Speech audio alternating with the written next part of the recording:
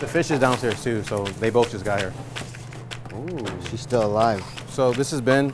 Ben brings our stuff from Regalis, which right now we're receiving crab, Norwegian king crab, still pretty alive and she's pretty spunky today, and also some Perigord truffles for us today. I feel like we're one of your only people in this neighborhood, like immediate neighborhood. The only person. The only person? Yeah. Ordering 4, 5 for tasting, 5 for snack.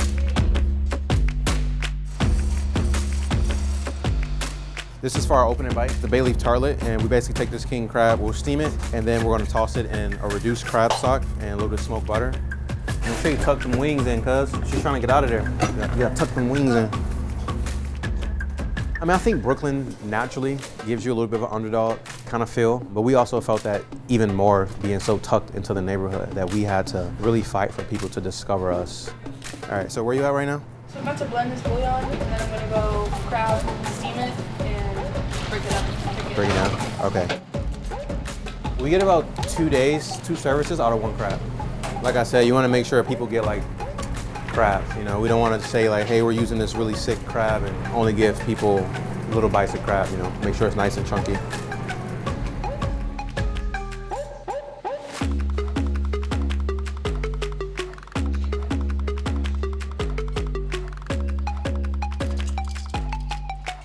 So on Tuesdays, you know, from start to finish, you know, the cooks get in around 9:30, and by 10 a.m. we're full throttle. Whether we're like waiting on orders or, you know, getting everything on the stove, stocks, sauce work, veg for the night, all that stuff is kind of going as soon as we can get here, so we can get set up. 6 hours may seem like a lot of prep time to some people, but it goes a lot faster than you think. I thought I got 2. Yeah. Yeah, this is the first one of the day. Like until we get the fluke in and get all the fish clean and processed stuff like that, we are just waiting. Everything we try to get as whole as possible, and then we take it over here to the dish so we can get it scaled, clipped. So the fluke is for our first plated dish, and it's a 2-day process. So we take the fluke, scale it, clean it, and then we are going to cure it overnight in salt kombu. And then the next day, we're able to come in, pound it out flat. It's really important that we get it going early because it needs to cure for exactly 24 hours before we can start the next phase of the dish. The fluke was the dish I was the most excited about coming into it. Decided to treat the fluke as if it was like a spring roll wrapper.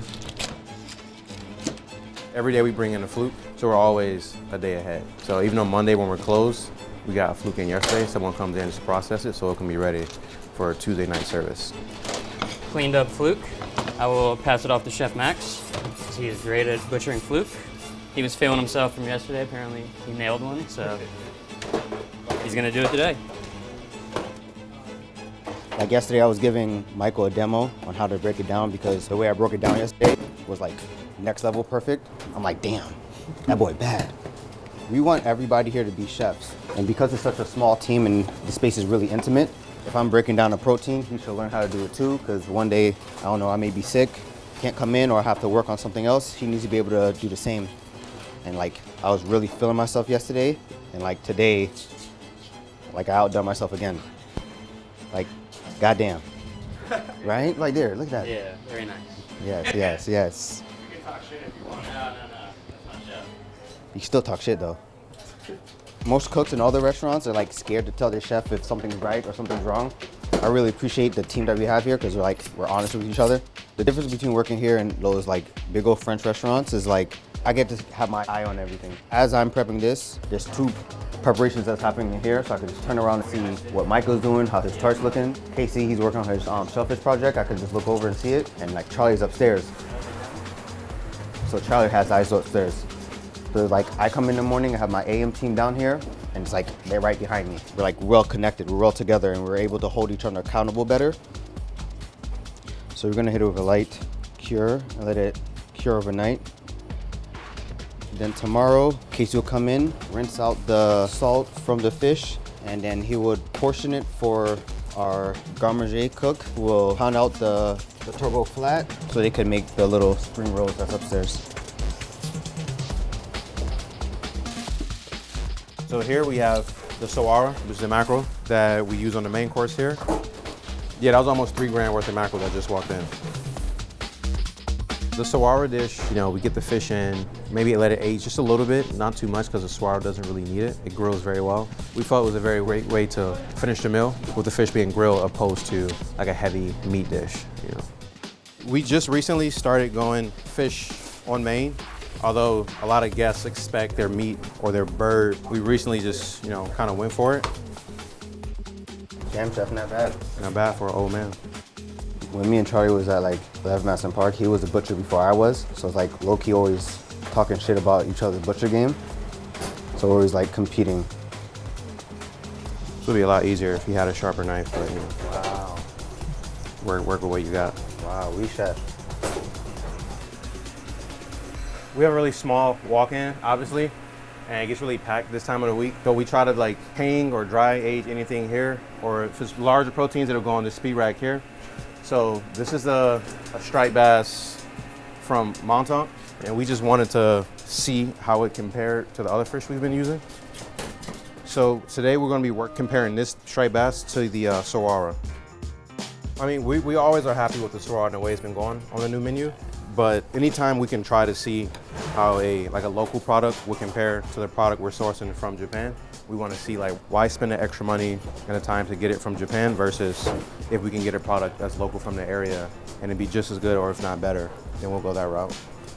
If we're going to replace the saguara on this course, we need something that is going to be able to react well to the charcoal, you know, take the heat, and also while retaining its moisture, and also be able to get crispy skin. I think this is gonna be nice. It looks like it. Yeah, so that's the plan today. We'll cook it side by side with the saguara and see how it compares. You know, is it something we should move into, or if we should just stick with what we know right now, which is very good. So now it's like 1 o'clock. You know, Chef Kayla is pretty much knee deep in getting the flukes ready for tonight's service, so she'll have her head down, focus on that, and then we'll start to divvy up the rest of her prep list for the station amongst everyone else. As you can see, like Chef Grace is already jumping on the crab. I've never gotten to break this down before. This is like my second or third time doing it. I've always watched Chef Casey do it, and I've always wanted to do it, so. He definitely lets us try a lot of new things that we wouldn't normally get to try in like a larger scale fine dining restaurant. It's a very small kitchen. Although they have their own sections, we all still work together, you know, and the dishes are designed to where they always do something for each other, you know, and that way everyone like sees the value in the product, but also sees how much work the other person is doing. You know, no one is ever like, man, like I'm buried in this prep list and you're over there chilling. Right, they're already portioned. Casey, oui? They're portioned? Sick. I like to squeeze in a little bit of playfulness on the fluke. Make it a crudo, but just try to have a little more fun so when guests receive it, you know, maybe they smile, they take pictures of it. As you can see, these went 24 hours. They're nice and like very, very tacky. Wouldn't be very thin, but we don't want them to like disintegrate on us, like melt on us essentially. And basically, we'll do this tortilla press smasher. So as we're pounding it, you want to be a little translucent here, but you want to make sure it's not like completely falling apart. And you also want to make sure it's not too chunky in points so that when we go to roll the spring rolls, they're really even. They all have the same mouthfeel to them. Pretty sick, right? It's a fun time making these work. So as I'm doing this, getting the flukes pounded, ready to go, Chef Kayla here is preparing the juliennes that will be rolled inside the fluke. So we backpack it just to get the flavor inside of the vegetables without actually cooking them. And the vegetables are just going to create a little bit of a crunch that goes inside of the fluke. Veg is cut. They're all measured to 1.5 inches so that all the rolls are pretty consistent. Kayla takes each portion of fluke essentially and tries to get as many rolls as we can out of one piece. It ranges, you know, maybe we can get 2 rolls, 3 rolls. How long it takes you about to roll?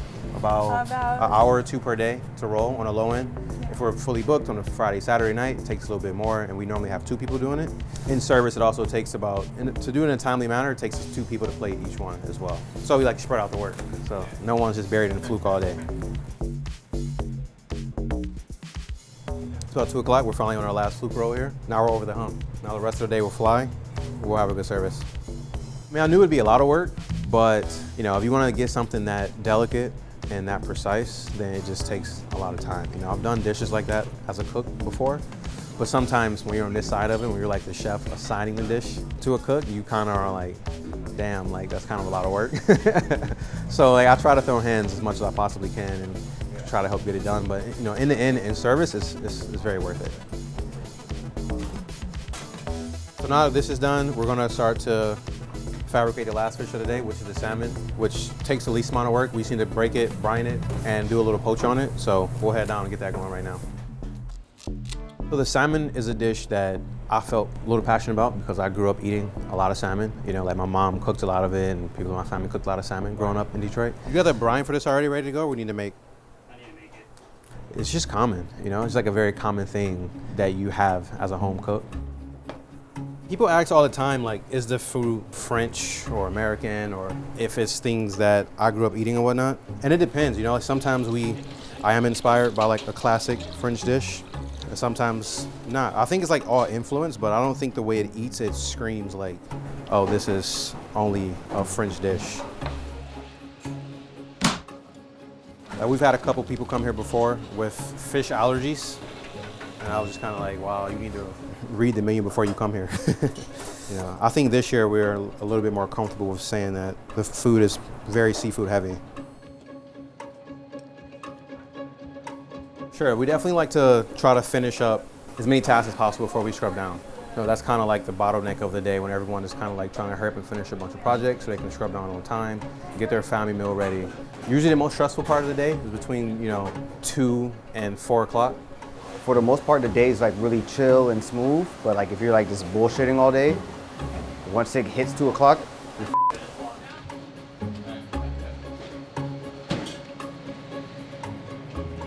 Now it's about a little bit after 4:45. Family meals all over, all cleaned up. But before we go all the way into it, we're gonna test out the fish for tonight, comparing this striped bass to the saguara. We cook it, like I said, over the charcoal here. Pan spray, because we love that shit. And it helps stuff not stick to it. So this is the striper that's been aging for a week now. And like I said, we really just want to see how it reacts to the charcoal now that it's lost all of its moisture, and if the skin can get as crispy as we feel like the saguara will here. So we'll just cook them side by side and see how it goes. And this is just a little bit of fat that we kind of make up ourselves. A little bit of animal fat, oils. And we use this little guy. You know, we don't have the fans that chefs put in their back pockets. So we'll hit it a little bit, and then we'll let it chill, relax a little bit, and then we'll go right back on with the striper.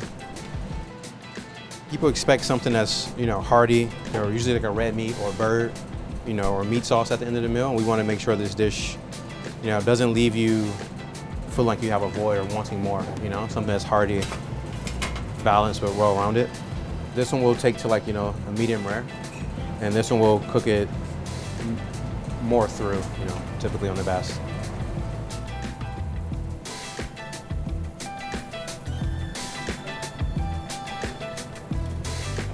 And this is the saguara here, which grilled up pretty nice, and then the bass here. So the saguara, this is the one that we're like very used to, very familiar with, of how it goes with the grill. Always fire. But this one has a little bit better crust to it. It's hard to beat, right?